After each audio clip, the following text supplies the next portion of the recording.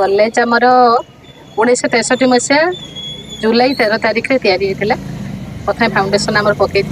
राय बहादुर मोहन सुबुद्धि प्रताप पट्टनायक पद्मनाभ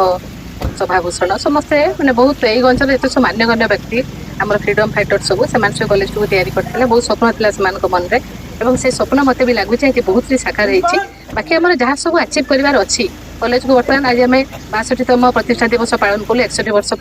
माने पूर्ण हो गला कॉलेज को तो आम जहाँ सब बाकी रही अर्थात आम ऑटोनोमस स्टेटस दरकार आमर बर्तमान डिमांड अनुसार पिलामानकर जहाँ कैरियर प्रोस्पेक्ट सब रही से अनुसार नुआ नुआ कोर्स सब करार अच्छी आम से ट्रेडिशनल कोर्स सब चली तो बदल आमको बर्तमान जोटा सब एवं डिमांड जोटा फल पिला निज लाइवलीहुड निजर कैरियर प्रोग्रेस हो पार से सब कोर्स आम खोलार अच्छे से सब आम दाबी आम नुआ नवनिर्वाचित विधायक आगे रखिलु और से प्रतिश्रुति देते निश्चित भाव में सब पूरण हम और ये कॉलेज को ओडिशा एक नंबर 1 कॉलेज से प्रचेषा निश्चित भाव में जारी रखिए आम बहुत धन्यवाद आमर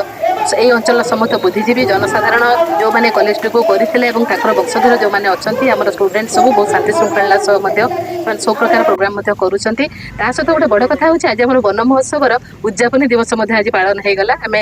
आगुरी आम इनागुरेस होता आज आम तार उद्यापनी दिवस पालन कलु सुंदर भाव आज प्रोग्राम होगा बहुत बहुत धन्यवाद समस्त गणमाध्यम प्रतिनिधि मैंने विशेषतः आम कॉलेज गोटे व्हाइट कवरेज सब बेले दौरान और आशा करी सेमती कवरेज दौ था मुझे जुलाई 31 रिटायर्ड करी मु यथासाध्य चेष्टा करछि आज ए टीचर आज ए प्रिंसिपल मोर बेस्ट देवाई बर्तमान I am also going to retire very gracefully thank you.